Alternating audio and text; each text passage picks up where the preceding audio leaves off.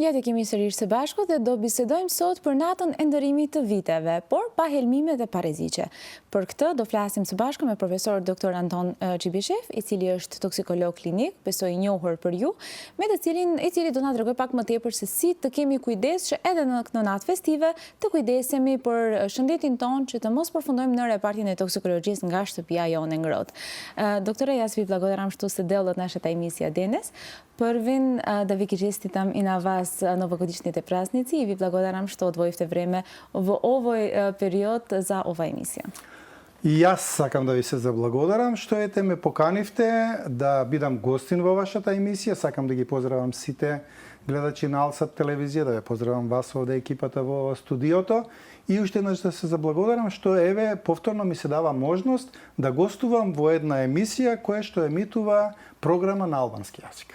И нас ни е чест. Докторе, првин да ве прашам, новогодина славите дома или во оделението за токсикологија? Видите, јас прилично многу пати сум ја славел на клиника, меѓутоа сега веќе нели сум во поодминати години, има помлади колеги од мене и тие сигурно дека ќе го покријат денот за нова година, а јас ќе си славам дома во кругот на моето семејство. Може ве молам да ни кажете кои се тие најчестите интоксикации што се пријавиле во токсикологија за време на новогодишните празници или посебно во новогодишната вечер?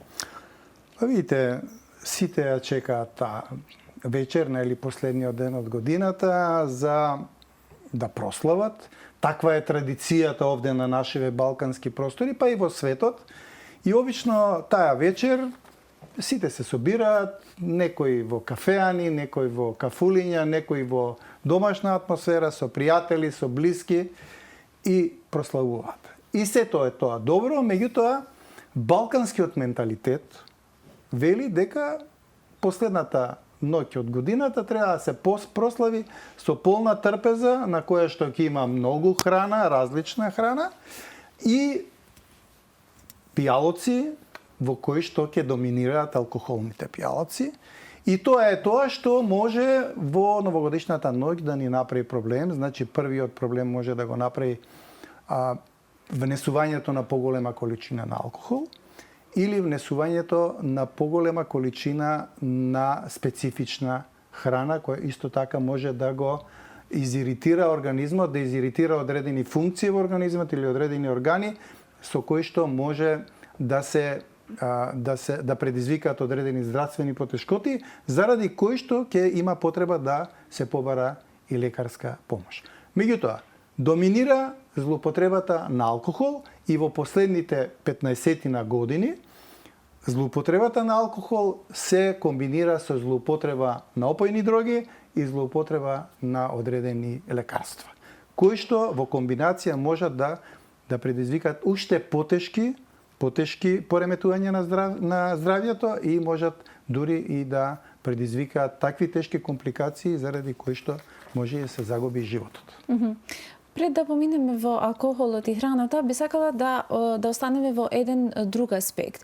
Знаеме дека новогодишните празници донесуваат една топла атмосфера, но особено и топол дом. И тоа во смисла на топлење, сакаме да сме удобни во нашите домови. Еден од начините со кои повеќето од луѓето во нашата земја се загреваат е со дрва или со методи што користат и јаглероден моноксид. Како може да биде труењето или последиците од користење на јаглеродниот моноксид? Видите, јаглеродниот моноксид е газ без мирис, без боја, кој што се ослободува при согорување на органски материи. Значи, тука спаѓаат и овие огревни материи кои што се користат на нашето поднебје, посебно да речеме во нашава држава, во Република Македонија. Многу од граѓаните уште ги загреваат домовите со огревно дрво. Нема шанси ние да настрадаме заради труење въглероден моноксид ако грејењето ни е централно градско грејење кое е парно грејење, или да настрадаме ако се грееме со струја. Меѓутоа, ако домот го загреваме со дрва, со, да речеме, било каква каква печка или шпорет, кој што го полниме со дрва и тие горат и ослободуваат топлина. Меѓутоа, при тоа, ако системот за вентилација на тој уред за грејење не е исправен, може добар дел од гасовите кои што се ослободуваат при согорување на дрвата да завршат во просторијата каде што престојуваат луѓето. При тоа се ослободуваат еден сет голем на отровни гасови, меѓу кои и јаглероден моноксид. Еве само за илустрација.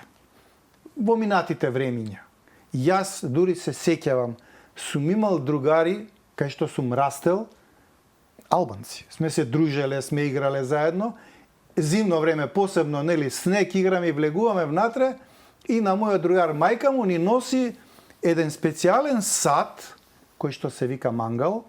Сигурно гледачите кои што имаат повеќе години знаат што е мангал, во кој што вадеше од шпоретот жар и ни го ставаше на сред соба за од жарот, нели, да се ослобода топло и да не биде топло додека ние седиме во собата. Тоа е тоа што може сериозно да го загрози здравјето. Затоа што во минатото такви мангали се ставале во собите каде што спиеле луѓето. Цела ноќ согорува дрвото, жарот, ослободува јаглероден моноксид. Меѓутоа, јаглеродниот моноксид е убиец без предупредување. Тој се ослободува, концентрацијата расте, луѓето вдишуваат, во еден момент, без да осетат никакви симптоми претходно, тие не можат да се движат, затоа што јаглеродниот моноксид го пореметува метаболизмот на клетките, вклучувајќи ги и клетките во мускулите, и тие престануваат да функционираат. И замислете, свесен е, а не може да мрда. И практички си ја гледа смртта како му доаѓа. Затоа ние го викаме јаглеродниот моноксид убиец без предупредување и таквите нели, луѓе кои што умираат со отворени очи. Тие гледаат како им доаѓа смртта. Меѓутоа, сега верувам дека можда во некои порурални средини мангалот уште е во употреба, меѓутоа мислам дека сега на посовремен начин некако се ги загреваат домовите граѓаните и не би требало да ни се случуваат такви инциденти или такви трагедии. Меѓутоа, еве, ова нека биде како апел, ако некој се уште употребува мангал, во ниеден случај да не го става во просторија каде што ќе спијат луѓе, најмалку деца, затоа што децата се за неколку пати поосетливи на зголемени концентрации на јаглероден моноксид од возрастните. Но еден современ проблем, ако може да го нарекуваме вака, е алкохолот, што спомнавте и од почеток на нашиот разговор. Што може да доведува злоупотребата на алкохолот? Иако знаеме, сме чувале честопати, не само за новогодишната вечер или празници, во секојдневие, ако може вие да не објаснувате. Видите, Македонија е земја на виното. Значи, во Македонија мислам дека се произведуваат најубавите вина во светот. Ја така мислам. Меѓутоа се произведуваат многу од алкохолните пијалоци, раки, вина, вињаци, не знам, да не набројувам. И сите тие се во употреба, нели, луѓето ги конзумираат. Меѓутоа се случува некојаш конзумацијата да биде повеќе од она што соодветниот организам кој конзумира може да поднесе, затоа што знаете, толеранцијата на алкохол е различна и зависи од секоја индивидуа различно. Некој може да испие 5 чашки алкохол и ништо да не му биде, малку да биде повесел, меѓутоа некој со 5 чашки алкохол ќе падне во кома. Така да злоупотребата на алкохол е еден широко распространет, да речеме, проблем со кој што се соочуваат сите во светот, па и ние. Меѓутоа, знаете, Балканот е една специфична средина во која што се што може да се прослави, се прославува, ама се прославува на вистина како што нели доликува за нас, со многу храна и со многу алкохол, и при тоа, знаете, се што е претерано, се е штетно, посебно ако конзумираш голема концентрација, голема количина на алкохол, ќе си направиш проблем. Прво ќе бидеш нели расположен, весел, ќе зборуваш многу, ќе се смееш, ќе пееш, меѓутоа како ќе се зголемува концентрацијата и како ќе се зголемува негативното дејство на централниот нервен систем, така ќе почнат да слабеат функциите на организмот и така се побрзо и побрзо ќе се доведуваш во ситуација да имаш сериозни здравствени проблеми. На која возраст се најчестите пациенти од ова труење? Или и тоа Видите, е индивидуално? алкохол кај нас конзумираат практички од Сите. 12 години па до 90 години. Така да, меѓутоа, најчести се, да речеме, во на возраст меѓу 30 и 40 години, кога луѓето вака се чувствуваат сигурни, кога повеќе имаат потреба и желба да излегуваат, да слават, кога се посамоуверени дека еве и да испијат една чашка, две повеќе, ништо нема да им биде. А меѓутоа често се случува, знаете, некогаш ние ги прашуваме нашите пациенти колку имаш испиено и тој вика, абе, до третата, четврта чашка броев, после не ги броев, вика и не знам колку, не можам да ви кажам. Така да никогаш не можеме да процениме. Сега ние имаме современа лабораторија и одредуваме прецизно колку е нели концентрацијата на алкохол и така така и реагираме. Меѓутоа сега обично човек кој е под алкохол не е критичен и често пати се случуваат некои инциденти кои што не се баш пријатни, сообраќајни незгоди, тепачки, не знам, кражби и така натаму, и често пати имаме потреба тоа да го правиме заради потребите на правосудните органи. Кои се првите симптоми, првите знаци на алкохолна интоксикација, алкохолна труење, да кажеме вака? И дали треба да се прави нешто дома или мора одма да се донесат во токсикологија? Вака сега, значи, труењето настанува незабележително, нели? Пиеш и одеднаш почнуваш малку да бидеш по-зборлив, поразговорлив. Значи, алкохолот во почетокот делува како стимулатор. Повеќе движења несоодветни, несоодветно однесување, покажување на веселост, весел си многу. Меѓутоа тоа трае кратко време и ќе остане така и ќе се подобрува ако не продолжиш со конзумација. Ако продолжиш со внесување на алкохол, концентрацијата како ќе расте, тој почнува да делува депресивно. Значи, го доведува централниот нервен систем во една фаза на успорено делување, престанува зборењето, нели, престанува тоа расположение, почнуваш да добиваш желба да си легнеш затоа што нели не те држат нозе или чувствуваш некаква слабост во мускулите, главоболка, вртоглавица, ќе почувствуваш мачнина затоа што организмот има такви механизми кои што веднаш го алармираат мозокот и тој ги покренува механизмите за да направи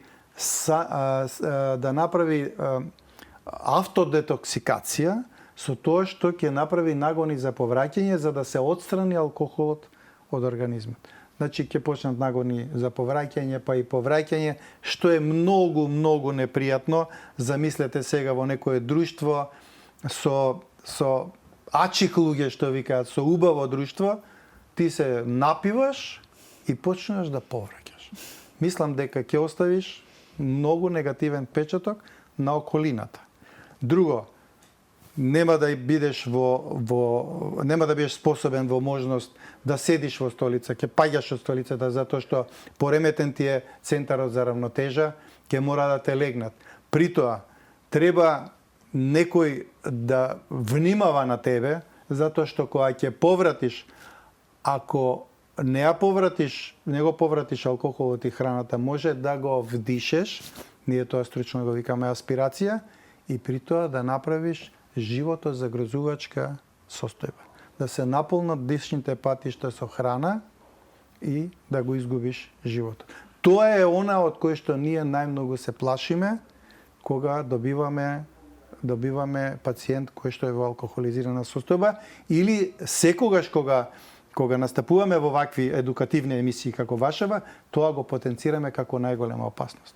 кој ќе се напие некој, ако решат да не го носат во болница, а и најдобро да го донесат, за да добие стручна помош, да лежи на страна, евентуално ако повреќа тоа да нема шанси да влезе во дишните патишта и некој постојано да биде до него затоа што тој ќе мрда и може пак да легне на грб. Сме имале многу случаи во праксата кога млади луѓе за жал го губеле животот заради таква аспирација и задушување практички во тоа храната која што претходно ја конзумирале. Внимателно, со помалку алкохол, повесело ќе биде. Што има повеќе алкохол, вечерта ќе ви пропадне, ќе се посрамотите пред друштвото и ќе завршите во болница и ќе дочекате новата година во болница. Ја тоа на никого не му го пожалувам. Значи, првиот момент кога чувствуваат некој знак, што ги спомнавте и вие, тогаш е време веќе најдобро е да го доцна, донесат. Најдобро е. Меѓутоа, знаете, ретко се решаваат да го донесат, мислат дека они сами можат да помогнат. Па ништо не му е, бе, ќе отспие, па ќе стане. Ќе правиме едно кафе. Да, ќе му направиме. Ама тоа се оние заблуди дека со кафето ќе го истреснат. Не може да го истреснат. Дали стварно има некој дејство? Со ништо не може да го истреснат, затоа што не постои нити медикамент, нити некоја посебна постапка со која што можеме ние да го забрзаме разградувањето на алкохолот во организмот. Тоа зависи само од функционалноста на црниот дроб. Ако нашиот црн дроб е функционален, а тој исто е индивидуално, тој побрзо ќе го разградува и побрзо ќе се опорави таквиот алкохолизиран пациент. Воспротивно, не може со ништо, сем има непотврдени, научно велам непотврдени сознанија дека венесувањето на поголеми концентрации на С витамин во организмот може малку да го охрабрат црниот дроб, да му дадат повеќе волја и снага, побрзо да ја направи таа детоксикација. Затоа и порано постојат некои, да речеме, сознанија дека кога ќе се напиел некој му давале да пие расолница од кисела зелка, тоа течноста, затоа што таа содржи многу висока концентрација на С витамин. Или, еве, ако се доведат во таква ситуација некои од вашите гледачи што не гледаат сега, ако дојдат во таква ситуација, нека направат една убава лимонада од 1 или 2 лимона и нека ја испијат. Многу добро делува во такви ситуации и во ситуации после пијанство, кој ние го викаме мамурлук. Да речеме, ако вечерва испиеш поише алкохол, утрената те боли глава, немаш волја за ништо, лимонада. Од лимон, таа многу помага баш во такви ситуации, затоа што го забрзува разградувањето на алкохолот. Тоа е веќе познато како hangover во последно време. Апсолутно, да. Значи, да и стално го препорачувам јас. Само со лимон, со лимонада. Не со кафе, не со некој јадење. Не, видите, напротив, кафето е стимулатор и тоа не може да помогне. Може само уште повеќе да го вознемири. Разбирате? Кафе, порано постоја такви мислења дека кафето може да помогне, меѓутоа јас не сум прочитал нигде барем некакви, да речеме и непотврдени научни сознанија дека кафето ќе не истресне. Знаете, ама Балканот е познат и по конзумација на кафе и повеќе од што треба, затоа и сите кафе препорачувам. Може би тоа е веќе плацебо ефект, што мислите дека... Може и плацебо да, знаете, кај нас, нашите пациенти многу реагираат на плацебо ефектот, посебно ако го препорачува некој стручно лице и каже, ајде, ја ако му кажем, овој токсиколог, ако ми кажам кафе да пијам, кафе ќе пијам, а всушност кафето ништо не му помогне, лимонада ќе биде подобар, да, сигурно. Исто така нешто друго што ние користиме многу и сакаме да е најубаво во новогодишните празници е јадењето. Сакаме нашите трпези да се убави, да имат да има и некои работи што ги чуваме посебно за овие празници. Но знаеме дека ако претеруваме и со овие убави работи, може да се труеме и може да дојдеме пак во токсикологија. Така е. Балкански израз вика на масата мора да има од пиле млеко. Да, Значи, така. трпезата треба да биде полна, да има разновидни јадења, во кои што доминира храна која што содржи животински масноти. Значи, првиот проблем што може да се направи во однос на храната се животинските масноти, кои што внесени во поголема количина и скомбинирани со алкохол можат сериозно да го стимулираат панкреасот, кој што е жлезда, нели, која што учествува со излачување на дел од своите сокови или ензими во варењето на храната, малку како да кажам, да го изнервираат, за да ме разберат гледачите, да не употребувам стручни изрази, тој да почне засилено да функционира, да работи, при тоа дел од тие ензими или тие панкреатични сокови да се вратат назад во панкреасот и сериозно да го оштетат. При тоа настанува една од најтешките компликации, која се вика акутен панкреатит или акутно воспаление на панкреасот. Ние од таквите ситуации исто многу се плашиме, затоа што можат да предизвикаат многу сериозни здравствени проблеми, дури да го загрозат животот, затоа што секој акутен панкреатит е живото загрозувачка состојба. Треба брзо да се реагира, брзо да се однесе на лекар, да не се губи време, да се даде соодветна терапија за да му се помогне на таквиот пациент. Затоа, сите што имаат стомачни проблеми, посебно тие што имаат проблеми со црниот дроб и со жолчното кесе, тие што имаат камења во жолчно кесе, а не ја оперирале жолчката, многу да внимаваат со внесувањето на животински масноти, кои што ќе ги залеваат со алкохол, и повозрасни пациенти исто така да внимаваат, затоа што капацитетот на органите кај помлади луѓе и кај повозрасни е различен. Кај повозрасните тоа е малку поспоро, малку е истрошено, нели, има поголема километража, викаме ние, и затоа треба внимателно внесување храна, со мали количини на алкохол да си ја поминеме убаво новогодишната ноќ. И тоа е она што е мој најсериозен апел, тука да внимаваат, и уште по новогодишните празници, храната што ќе остане, убаво да се спакува и да се стави во фрижидер. Затоа што имаат наши граѓани, нели, обичај, храната останува на трпезата, тие ќе си отспијат, па утрената ќе станат, па ќе јадат од истата храна. Значи, може да се случи дел од таа храна да била претходно загадена со одредени бактерии, кои што во меѓувреме под одредени услови, под одредена температура ќе ги испуштат своите отрови или токсини во храната. Или друг сој на бактерии кои што ќе се размножат во енормно голема бројка. Така конзумираната храна, со која што ќе внесеме одредена голема бројка на бактерии или голема количина на токсини од бактерии, ќе предизвика труење со храна, кој исто така не е воопшто пријатно. Знае да направи сериозни компликации, посебно кај мали деца, треба многу да се внимава, може да предизвика губење на големи количини на течности, да настане таа состојба на дехидратација, кај повозрасни тоа е исто многу опасно и кај деца, па да предизвика инфекција која што е проследена со силни болки во стомакот, повраќање, течни столици, висока температура, непријатна ситуација.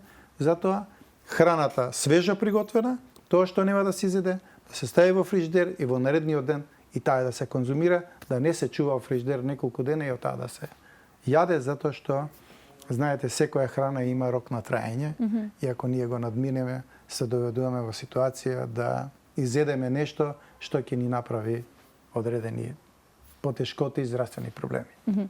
Има и некои луѓе што веќе имаат некој здравствен проблем и во празниците и имаат некоја редовна терапија што ја примаат, или има некој што ќе прима на пример антибиотик, особено во ова време, знаеме дека и вирусите се насекаде и може да примаат антибиотик или некоја одредена терапија, но исто така сакаат да се радуваат и оние во новогодишните празници, да јадат повеќе, да пијат повеќе. Што би ги советувале тие? Дали може да се комбинираат, ова ми е најбитното прашање, дали може да се комбинираат медикаментозните медикаменти со алкохол, терапија, да, со вака алкохол. сега, значи зависи од терапијата.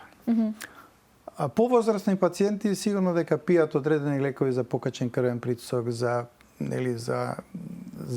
срце, за реума. Сите тие не одат со алкохол. Храна нема некои посебни ограничувања, меѓутоа овие не одат со алкохол. Со алкохол апсолутно не одат лекови за смирување, седативи или антидепресиви. Посебно седативи, затоа што алкохолот го потенцира дејството на седативот. Дејството негово ќе се потенцира за неколку пати ако го земаат заедно со алкохол. И таквите комбинации, бидејќи добар дел од седативите, можда и сите, прават депресија или го успоруваат центарот за дишење во централниот нервен систем. Внесени заедно со алкохол, нивното потенцирано дејство може да предизвика таква депресија на центарот за дишење, да тој престане да работи и таквата индивидуа да престане да дише и да го изгуби животот. Сме имале такви случаи во пракса. Знаете какво е објаснувањето? Вика, си легна и не се разбуди, заборави да дише. Баш заборавил да дише, затоа што претходно, кој ќе се распрашаме, конзумирал лекови за смирување во редовна терапија или заради злоупотреби, има и такви случаи, а после тоа го залеал со одредена поголема количина на алкохол. Таквата комбинација го умртвува центарот за дишење, индивидуата не дише и го губи животот. Умира. Така да, еве уште еден апел, комбинација на лекови за смирување, посебно овие што се многу популарни на нашиве простори, како диазепам, лексилиум, хелекс, никако да не се комбинираат со алкохол. Затоа што тоа е опасна комбинација, животозагрозувачка комбинација, која што може сериозни проблеми да им направи. Имам слушнато од луѓе што примаат хронична терапија, да ги пијам апчињата порано, да не заборавам после, пошто нели ќе почне прославата и може да заборавам. Дали треба нешто така да се прави? Видите сега. Да ги пијам од сабајле, па да седам браат видите, цел ден. исклучивост. Ја не сум човек што почитува исклучивости. Сигурно дека тие нема да ги испијат лековите со алкохол заедно. Меѓутоа, тие лекови внесени во организмот влегуваат во циркулација. Така го покажуваат и своето дејство. И алкохолот внесен во организмот од желудникот оди низ дигестивниот систем и повторно влегува во циркулацијата и со нив може да дојде во некаква интерреакција, викаме ние, во некаква реакција со нив. Меѓутоа, малите количини на алкохол не можат сериозни проблеми да направат. Ама малите? Мали количини. Сега, кои се мали количини, тоа се зависи индивидуално, ме разбирате. За некој мала количина се 5 чашки. А инаку мала количина за мене е половина до една чашка. Ако испиеш половина чаша убаво македонско вино, мислам дека ништо нема да ти се случи. Старите знаете како викаат, од една чаша никој не умрел. Така да тоа е некој не пише на правило, иако јас као клинички токсиколог не смеам да кажам дека можат да пијат. Значи, ја векам да не пијат, меѓутоа, ако желбата е голема, значи, од половина чаша убаво македонско вино не може на никого ништо да му се случи. Само за еден cheers, така? Па сигурно, за едно наздравување, за среќна нова година. Секако дека сите нова година ја чекаат со луѓе кои што им се блиски, кои што ги сакаат, и во таква прилика, мислам дека во такво расположение пола чаша, ништо нема да предизвика, баш ќе биде убаво. Докторе, која е вашата најважна порака до сите граѓани за време на празниците? Најважната порака ќе биде, ако прославуваат и притоа конзумираат алкохол, да не возат. Затоа што најголемите и најтрагичните сообраќајни инциденти се случуваат под дејство на алкохол.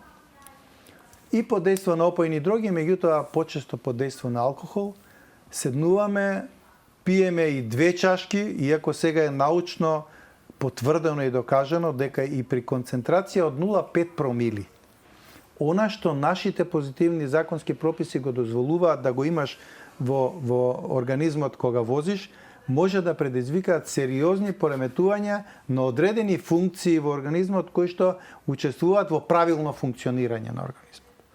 Затоа, една чашка ако си се напил, потруди се да не возиш, затоа што може ти се чувствуваш дека ништо не ти е, дека си способен за возење, дека не можеш да направиш никаков проблем. Меѓутоа, знаете, ако се создаде таква ситуација, без алкохол поправилно ќе реагираш, отколку ако имаш алкохол во организмот, и тогаш обично се случуваат оние најтрагични сообраќајни инциденти по кои што има загуба на човечки животи, па трајни инвалидитети, луѓе се осакатуваат, така да тоа ми е најважната препорака до граѓаните. А понатаму нека внимаваат со количината на внесен алкохол и посебно тие што имаат здравствени проблеми со количината на внесена храна. Значи, никако прејадување, никако внесување на големи количини на животински масноти. Зеленчук и овоше можат во неограничени количини. Да. Докторе, ние сме веќе при крај на нашиот разговор за денес и во овој последен дел ние ќе зборуваме за некои мислења или прашања што ги имаат поставено и нашите гледачи во нашиот дел што ние го викаме како прашај го доктор. Ајде со задоволство ќе одговориме. Еден коментар, едно прашање што е дојдено до нашата редакција за вас е: минатата нова година брат ми заврши на токсикологија поради мешање алкохол и апчиња за смирување. Мислевме дека спие, а всушност се труеше. Што треба да се прави во ваква ситуација? Видите, тоа сега се, нели, вака се обидов малку попластично, потемелно да го објаснам, тоа се многу опасни комбинации и многу добро постапиле што брзо го донеле кај нас, затоа што кај нас ќе кажам, имаме обучен кадар кој што ќе му пружи стручна помош на највисоко ниво и ќе му помогнат за да се извлече од таквата ситуација, али повторувам, алкохол и медикаменти да не се мешаат, посебно да не се мешаат со опојни дроги, седативи и антидепресиви. Другиот коментар е: по домашна ракија од проверен човек, двајца пријатели завршија во болница. Од тогаш не верувам на нелегален алкохол. Апсолутно не треба да верува, значи само алкохол кој што самиот дома си го подготвил. Затоа што знаете, Балканот во Европска унија е забрането да се вари ракија, да речеме. Меѓутоа во Македонија уште се вари, се собираат, нели, варат ракија, па после таа ја делат лево-десно си пијат. Меѓутоа многу често може да се случи во тој рецепт за подготвување на алкохол да се направи некоја грешка и при тоа да предизвика труење со некои од алкохолите кои што ги има во ракијата, кои што се многу опасни и може да предизвикаат сериозни оштетувања на здравјето, посебно на очниот нерв, да предизвикаат и слепила. Добро е што брзо го донеле гледачот ваш, што, нели, добил стручна помош и некако ги надминал тие опасности за да има трајни последици по здравјето. По труење со алкохол му дадовме кафе и ладен туш, мислејќи дека ќе отрезни. Зошто докторите не рекоа дека сме можеле сериозно да му наштетиме? Не да му наштетат, можеле сериозно да му загрозат животот, посебно со ладниот туш, затоа што, знаете, алкохолот е, или акутното труење со алкохол е еден тежок напор за организмот, еден шок за организмот и сега ние одеднаш го изложуваме на ниска температура, можеме уште повеќе да му наштетиме, затоа што со ладната вода ќе настане со стеснување на крвните садови и намалена циркулација во периферија, посебно во мозокот, и со тоа може да му направиме сериозни оштетувања на мозокот, кои што можат да предизвикаат понатаму трајни компликации по здравието на таквиот пациент, а кафето, навистина мислам, не може ништо да му помогне. Еве ќе повторам пак, лимонада, од 1 или 2 лимона, или наједноставно, ако има дома буре со кисела зелка, една чаша расолница нека испијат и ќе му биде супер, да. Еден друг коментар што сакав да го дискутираме тука е детето се затру со средства за чистење што беше оставено не заклучено за празниците. Ние знаеме дека во нашето општество кога имаме празници, една недела пред празниците сите се чистиме со најлошите средства за чистење. И еве може да се случи ваква ситуација. Како треба да реагираме? Што треба Многу да се брзо прави? да се однесе во болница, затоа што знаете сите тие средства за чистење или клинери се паѓаат во групата на корозивни хемикали, кои можат многу сериозно да го оштетат горниот дел на дигестивниот систем и да предизвикаат тешки компликации, да го загрозат животот, да предизвикаат тежок инвалидитет, за понатаму да се поремети комплетно квалитетот на животот. Затоа при внесување посебно преку уста на такви средства, дали се намерни или ненамерни, што побрзо до клиника за токсикологија. Затоа што ние третираме такви пациенти, имаме големо искуство, обучени тимови и брзо, што побрзо се реагира, тоа резултатите се подобри и компликациите и последиците се помали. Да не се трудат да прават нешто дома. Апсолутно ништо ни да му даваат на уста, да го напротив, забрањето е да му се дава нешто на уста некој што испил такво средство за чистење, затоа што може дополнителни повреди да направи, дополнително да му наштети или да предизвикуваат повраќање. Повраќање во никој случај. Затоа што знаете, еднаш голтнато средството, кој ќе поврати, тој повторно ќе помине низ хранопроводникот и дополнително ќе го оштети. Никако. Побрзо во болница. Докторе, јас ви благодарам за сите овие информации и знам дека ова е многу широка тема, но мислам дека ги убедивме луѓето да не претеруваат ни со алкохолот, ни со јадењето и сите други штетни материи, што може нова годината што може да ги донесе до токсикологија. Да дојдат да слават со вас. Така, и јас ви благодарам што ми дадовте можност да упатиме неколку добри пораки до граѓаните за предстојните новогодишни празници и се надевам, ова е моје второ гостување во Алса телевизија, дека ќе ме викнете и за некоја друга тема да разговараме од доменот со кој што јас себе добро владеам, да дискутираме тука можда и повеќе дискутанти па да направиме една поширока емисија. Сега, ако ќе го имаме во предвид. Ви благодарам многу што бевте дел од нашата емисија и уште еднаш ви ги честитам на новогодишните празници. Ви благодарам јас и нека ви се среќни новогодишни празници. Фала ви многу.